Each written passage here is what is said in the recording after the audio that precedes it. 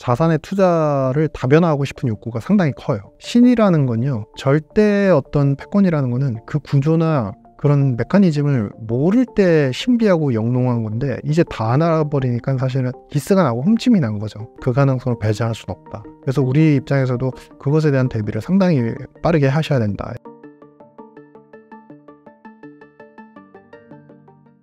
최근 비트코인이 급등락을 반복하고 있습니다.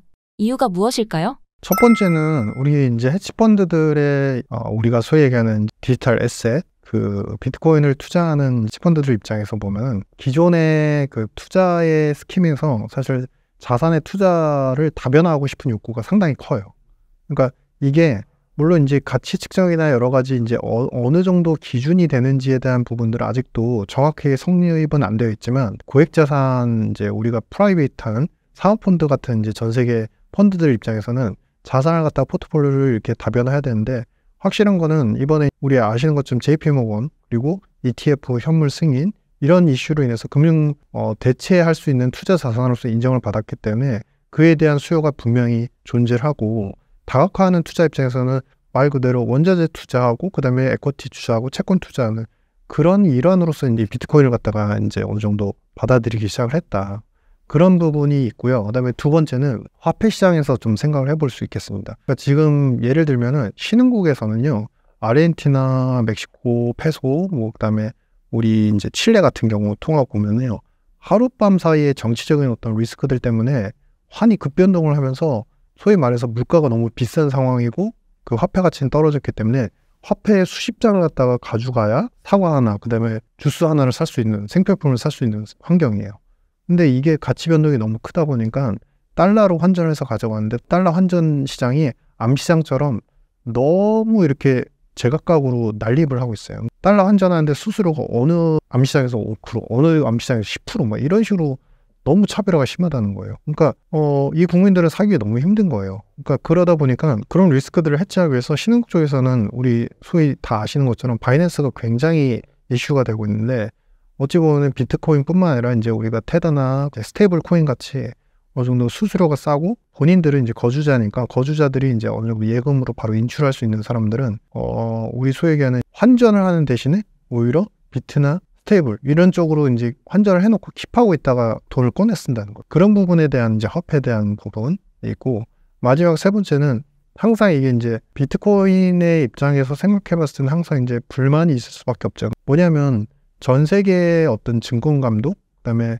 금융기관의 시스템들은 어쨌든 정부 유관기관이 통제를 하는데, 사실 우리가 과거에도 이제 미국에서도 그런 사례를 봤지만은 그것이 항상 객관적이고, 예를 들어서 IPO를 한다고 쳤을 때 그것이 항상 객관적이고 합리적인 기준이 되지 않아요. 알고 보면은 서류가 잘못됐거나 알고 보면은 추정 자체가 과대하게 예상이 돼서 안 좋은 기업인데 충분히 IPO를 받고, 그런 것에 대해서 반하는 것이 ICO, 그러니까 중앙에서 어느 정도 통제를 해가지고 기업이 IPO를 해가지고 상장이 되고 그랬는데, 그런 기업들이 실제로는 그렇게 어닝이나 이런 것들이 약속이 지켜지지 않고 기업의 그 규모나 이런 것들이 생각했던 것만 다른 거예요. 어느 정도 신뢰가 있는 보증하는 기관이 어느 정도 IPO를 승인을 해줬다고 생각을 함에도 불구하고, 그러면 그럴 바에 ICO를 통해서 자체 검증을 하겠다. 사실은 분산화된 어떤 시스템이 개인들이 어떻게 보면은 다 감시하니까 오히려 그게 더 정확하지 않을까? 이런 약간은 기존 시스템에 대한 어떤 비합리성을 갖다가 비난하고 비판하는 그런 측면에서도 그런 시스템들이 나타나고, 그러니까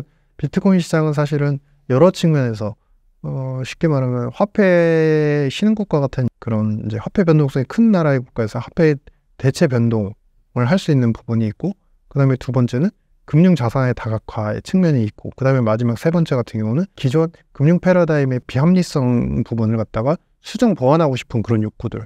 그러니까 많은 상징적인 의미가 있죠. 그래서 어찌 보면 이런 큰 카테고리의 상징적인 의미들이 그것에 대한 관심도를 유발시키고, 그 관심도를 따라서 어쨌든 중앙화된 거래소에서 가격이 상승을 하는 패턴들이 좀 이어지는 것이 아닌가, 이렇게 생각을 하고 있습니다. 이 비트코인 같은 경우는 관심 있으신 분들 자체가 국내만 국한이 된 게 아니라 전 세계 금융기관, 진짜 최소 수십억 인구가 그 관심을 갖고 있기 때문에, 중요한 건 예전에는 디지털 자산에 대해서 그리고 비트코인의 내재 가치는 빵이다, 뭐 이런 접근은 적어도 안 나올 것 같아요. 왜냐면 이 세 가지 상징적인 의미 때문에. 이렇게 보면은 가격 자체가 오히려 플랫하게 완만하게 상승을 하거나 안 좋다고 하더라도 플랫하게 유지가 되는 그런 부분이 있지 않을까.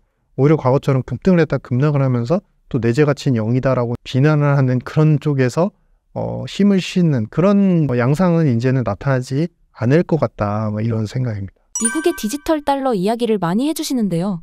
어떤 이야기인가요? 제 책에 이제 최근에 경제의 신을 주었다라는 책을 썼는데요. 우리가 생각하기에 중앙의 디지털 화폐, 이거는 좀 먼 얘기 같지만 지금 미국이나 전 세계에서 굉장히 빠르게 도입이 되고 있습니다.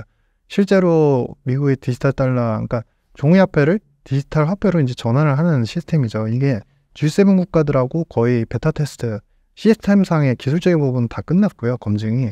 오히려 설계만 나왔습니다. 설계는 이거를 어디에 어떤 권한을 주고 그다음에 금융기관은 어떻게 디지털 화폐를 이용하게 하고 비중은 어떻게 할 것이냐 이런 세부적인 내용들을 이제 남은 상황인 거죠. 최근에 이스라엘 같은 경우는 실제로 이 디지털 화폐를 갖다가 금융기관에 실제 적용 접목을 하기도 했습니다. 그래서 전통 화폐를 거래하는 금융기관이 디지털 화폐하고 어떻게 연동해서 거래를 하는지 그 체계를 갖다가 이미 구축을 해가지고 런칭을 일부 했었고요.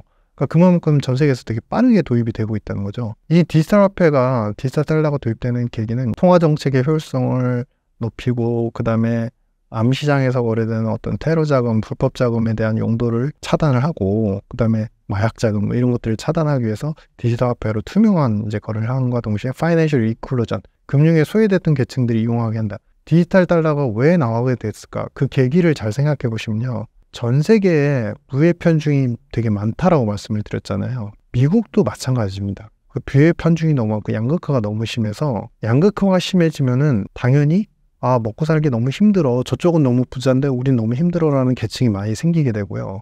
그러면 첫 번째 나타나는 현상이 뭐냐면 조세 저항입니다. 미국이 세금을 가계 세율을 갖다 높이지 않고 있더라도 절대 인플레이션이 높기 때문에 인플레이션 숫자는 높기 때문에 그들의 입장에서 보면은 사실은 지금 내는 세율도 비싼 거예요. 그렇게 되면은 어떻게 되냐면요. 소위 얘기해서 현금 거래 있죠. 세금으로 노출되지 않는 현금 거래. 그게 바로 암시장 중에 일부인 거예요. 그럼 암시장의 그 규모가 미국 같은 경우는 합리적이고 경제가 발전했으니까 없을 것 같지만 과거에 2000년 초반에는 5%밖에 안 된다고 했는데 최근에 추정한 숫자를 보시면 10%까지 육박을 하고 있다고 해요. 그러니까 세금을 탈루하는, 세금에 포착이 안 되는 그런 거래들이 계속 늘어나고 있는 거죠. 중서민 계층들 입장에서. 그러면 이런 거를 체크업하기 위해서는 디지털 화폐를 빨리 쓰고 싶겠죠. 왜냐하면은 연준이나 재무부 입장에서 세금을 갖다가 징수를 더 많이 해서 본인들의 효율적 시장으로 넘기고 싶으니까요. 이런 부분에서 사실은 오히려 그들이 못했던 부분을 하고 싶은 욕구에서 디지털 달러를 도입하려는 그런 필요성들이 제기가 되는 것 같고, 그다음에 두 번째는 달러라는 시스템들이 어찌 보면 신과 같았죠. 과거에는. 신처럼 어떻게 보면 달러는 무조건 소유해야 되고 모두 다 보유하고 싶은 욕구가 있으니까 그런 것 때문에 달러 자산으로 모든 것들을 찍어내서 금융수지 흑자를 만들어서 가계를 부자로 만들고 해외 상품을 사는 그런 구조는 과거에는 리딩한 선진 기법이었는데 이제는 다 알게 됐어요. 그래서 중국도 따라하려고 그러고 남미도 남미 달러 만들어서 따라하려고 하죠. 그러니까 패권에 조금 손실이 가고 있다는 거예요. 신이라는 건요. 절대 어떤 패권이라는 거는 그 구조나 그런 메커니즘을 모를 때 신비하고 영롱한 건데 이제 다 알아버리니까 사실은 기스가 나고 흠집이 난 거죠. 그러니까 그거를 갖다가 계속적으로 유지하고 싶은 욕구가 당연히 미국은 있겠죠. 그래서 그런 부분들을 디지털 달러로 바꿈으로써 또다시 그 패권을 유지하고 싶은 거다. 그러니까 이 디지털 달러를 사용하게 되면 우리가 파운드 블록을 잠깐 얘기했지만 이 디지털 달러는 일종의 화폐 개혁하고 동일합니다. 디지털 달러 도입 시에 이 디지털 달러의 금융거래나 무역거래에서 디지털 달러를 몇 % 이상 사용하게 하는 기준을 마련하게 되면요. 이 디지털 달러는 또다시 어느 정도 전 세계가 반드시 써야만 하고 받아들여야만 하는 화폐로서 또 인식이 돼버려요. 그러면 또 패권이 또 유지가 되겠죠. 근데 이제 부정적인 현상은 사실은 우리가 생각해야 되는 게 모든 트랜잭션 어카운트가 디지털 달러로 이어진다고 한다면 개인의 입장에서 일단 1차적으로는 편해질 거예요. 왜냐하면 아마존 결제했다가 취소하는 것도요. 즉시 될 거예요. 그러니까 전 세계에 어떻게 보면 미국의 모든 소매 판매하는 여러 가지 플랫폼들에서 디지털 달러로 바로 결제하고 즉시 취소하고 이런 신속성들이 지금하고는 비교가 안 되는 카드 결제를 하면 사실은 수일이 걸리고 환불을 받아도 수일이 걸리지 않습니까? 그리고 결제 청산을 하려면 최종적으로 월말에 이제 돈이 빠져나가야지, 예금에서 빠져나가야지 이제 청산이 되는, 그건 즉시 청산이 되는 거죠. 그런 부분에서 효율적이고 신속성이 있기 때문에 금방 빠져들 수 있어요. 하지만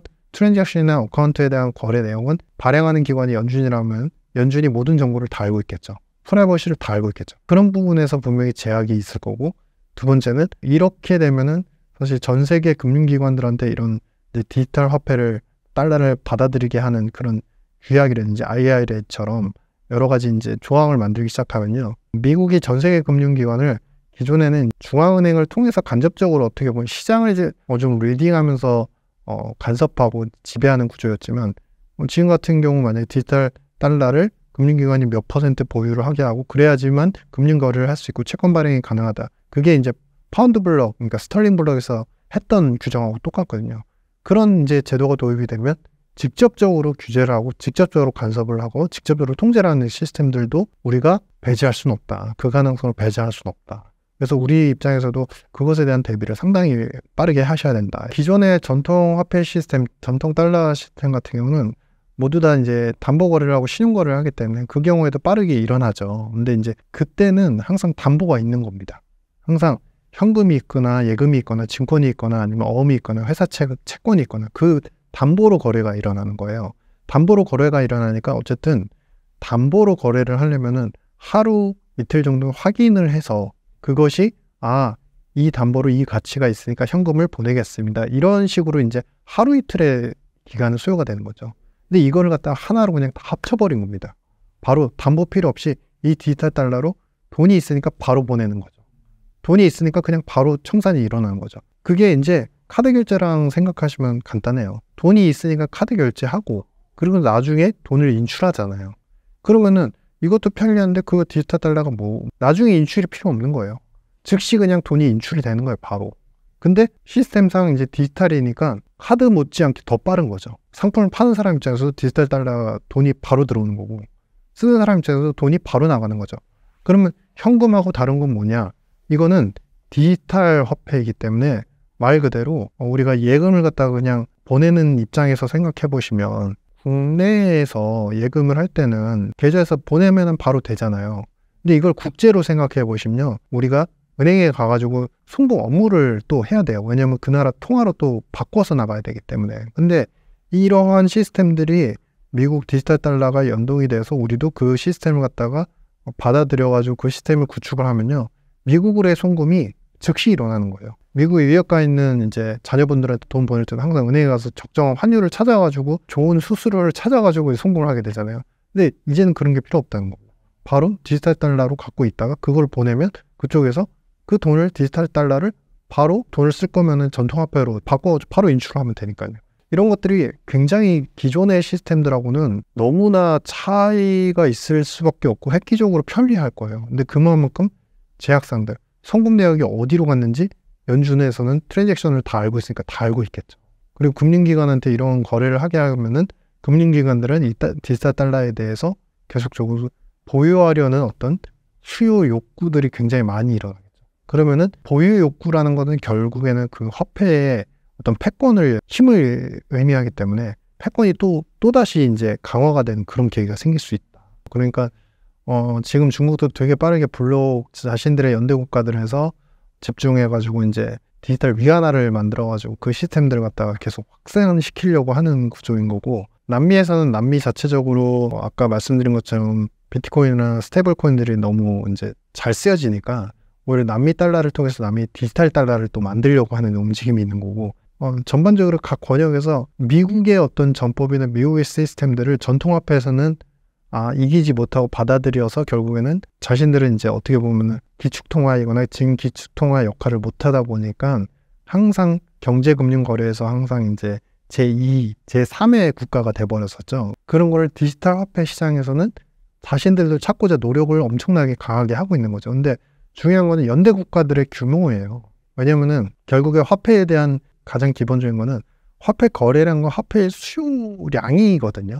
근데 경제 규모로 봤을 때 중국이 큰 국가이지만 중국 혼자서 위안화 거래를 갖다 다 유발시키는 되게 한계가 있어요. 사실 중국이 연대하는 국가들 보시면은 이제 소위 얘기하는 공산당 사회주의 국가들 지금 뭐 러시아하고도 이제 블록을 형성하고 있고 주변 신흥국들한테도 그것을 받아들이도록 어느 정도 요청을 하고 있지만 G7하고 사실 연대하는 디지털 달러라고 생각하면은 그 규모만 하더라도 상당히 차이가 있죠. 그런 부분에서 아마 디지털 화폐도 분권화가 돼서 이제 각자 지역에서 쓰는 그런 형태로 일어날 거고 디지털 달러 같은 경우는 결국에는 또 패권 통화가 되지 않을까 이런 추측을 하고 있습니다.